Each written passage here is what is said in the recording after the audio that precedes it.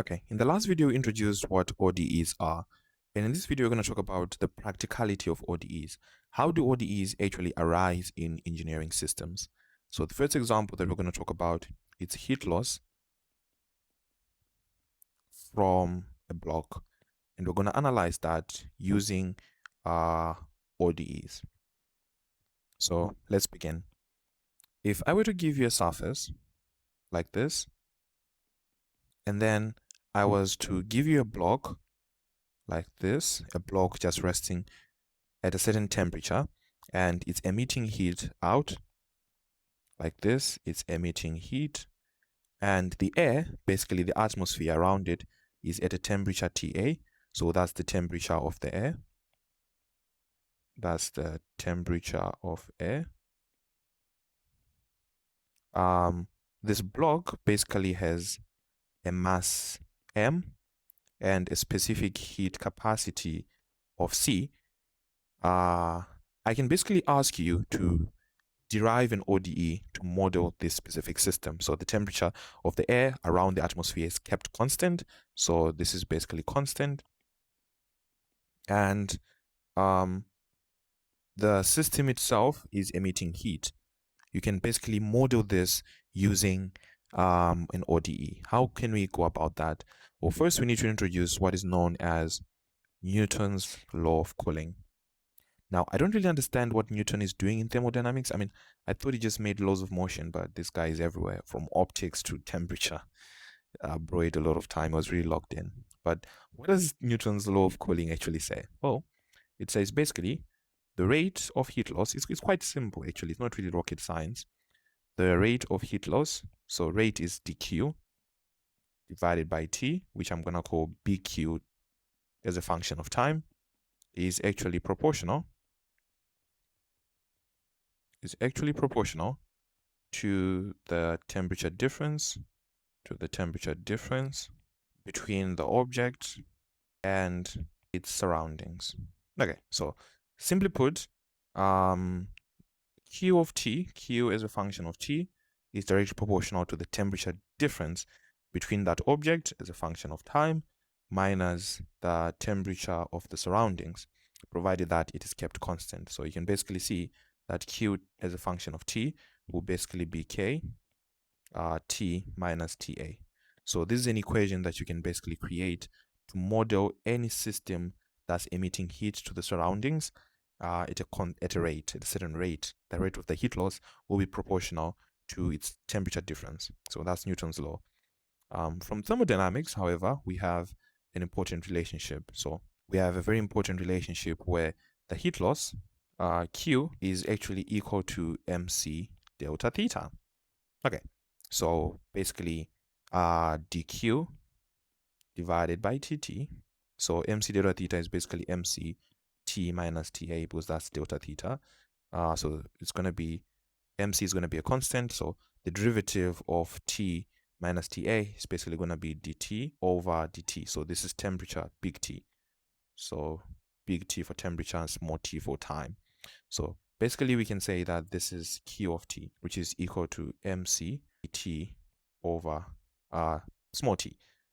But for heat loss, the temperature is supposed to go down because we're losing heat.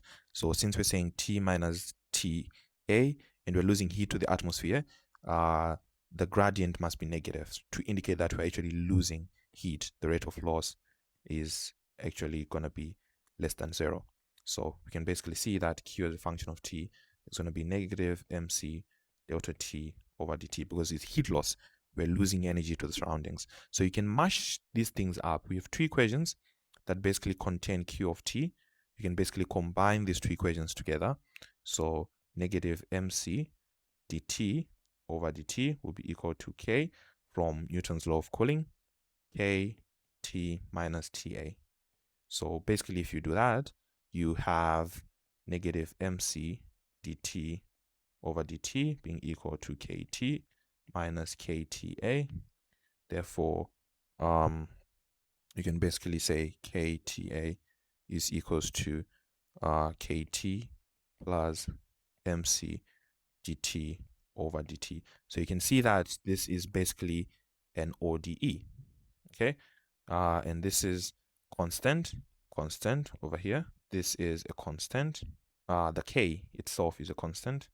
So this is basically a linear ODE, with constant coefficients. But it's non-homogeneous because this is not equal to 0. We've talked about homogeneous and non-homogeneous ODEs. You can look in the last video if you don't understand that.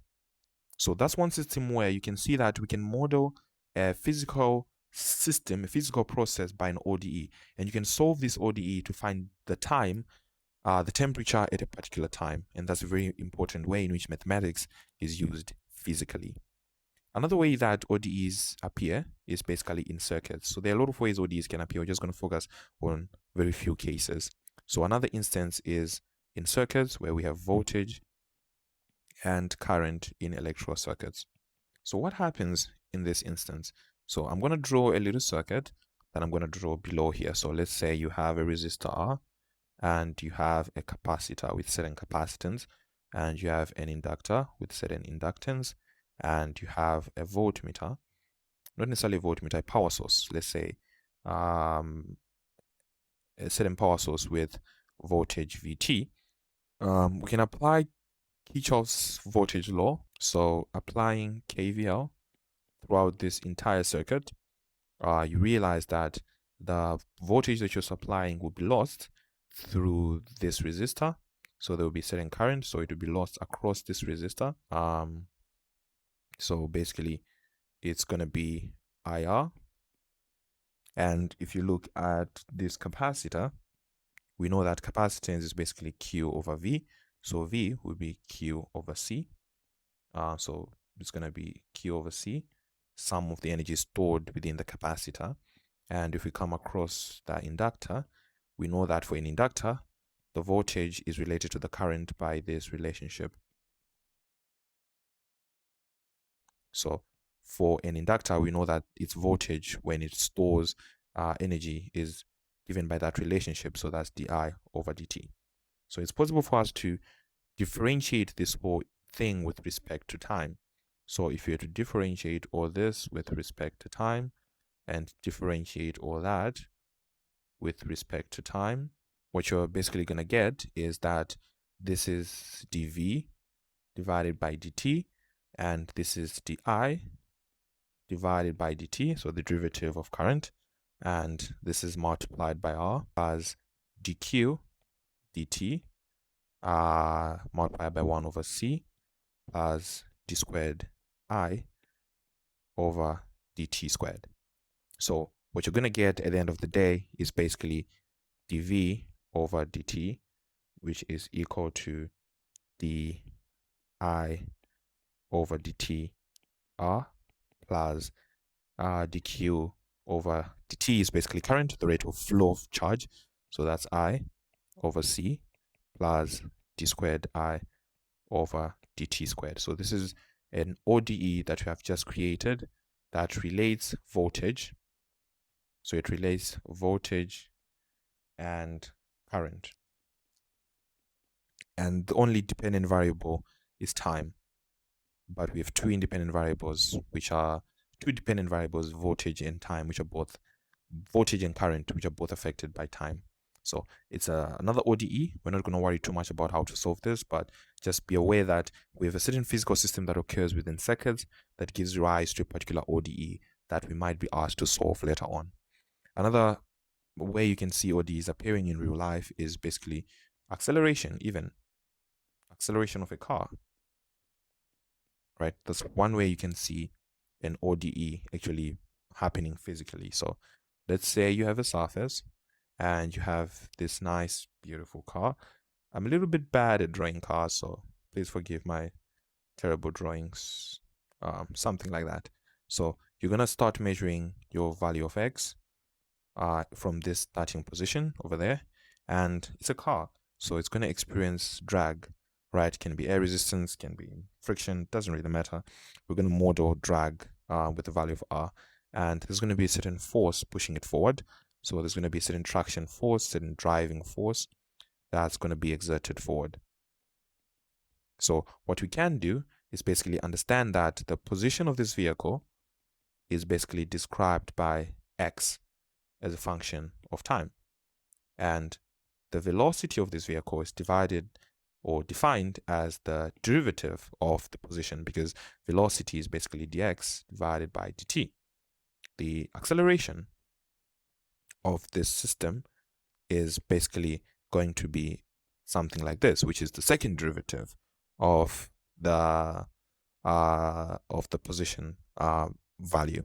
So we can basically now apply Newton. Why is Newton? Why is Newton everywhere? The only law that I haven't seen for Newton is in circuits, but I think I'm not sure if he worked on any circuits, but this guy's quoted. So Newton's laws can be applied. Newton's second law can be applied where the summation of the forces will be equal to ma. So if you look in this instance, we have the force going forward, that's the force F. We subtract the traction going backwards, and that's going to be equal to ma. Now, you can realize that this force is just a driving force that can vary with time. Doesn't really matter, but it's a force that can potentially vary. And if I were to take R as basically the value of the resistance or the air drag in this case, R can be equal to v squared, because we know that drag is basically related to velocity squared, right? It's a relationship that we know between drag, force, and velocity. Now, I can't prove this here. This is beyond the scope of this video. So we know that R is basically some constant alpha times the velocity squared, which is equals to ma.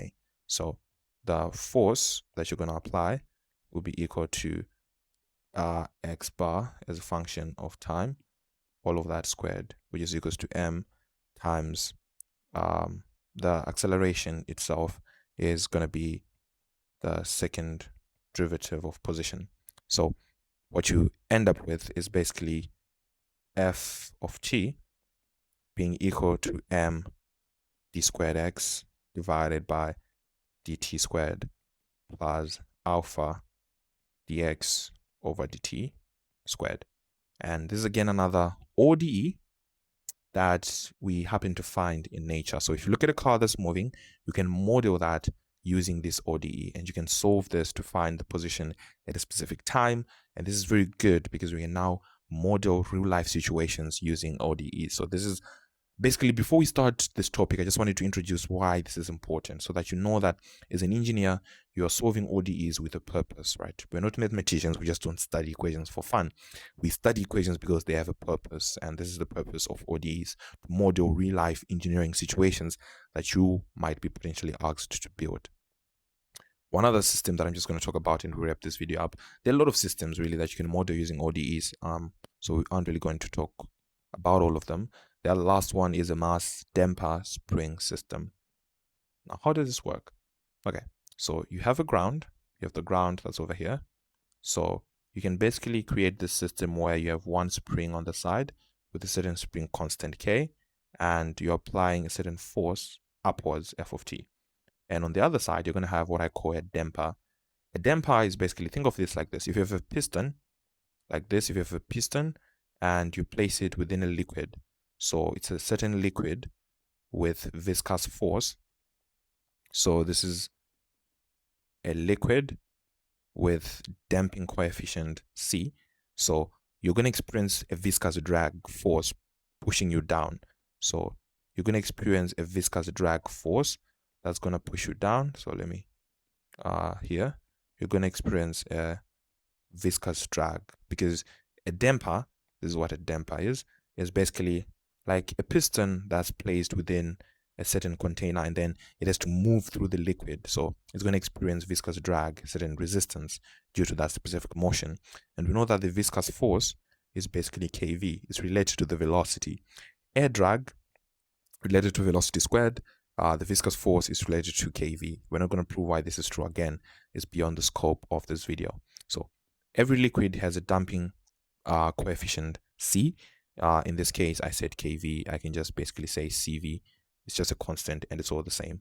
So this is the C that you're seeing over here. It's just a damping coefficient that distinguishes different fluids. Basically, how hard can they resist the motion of of a piston through the liquid. So this is a system that you can create. And if you try to apply a force upwards and basically drag the system upwards, you're going to experience resistance in this branch due to the viscous force. Then you're going to experience resistance here due to the spring trying to resist that expansion. So you can basically model that using Newton's law. Newton again, this guy. Applying Newton's second law.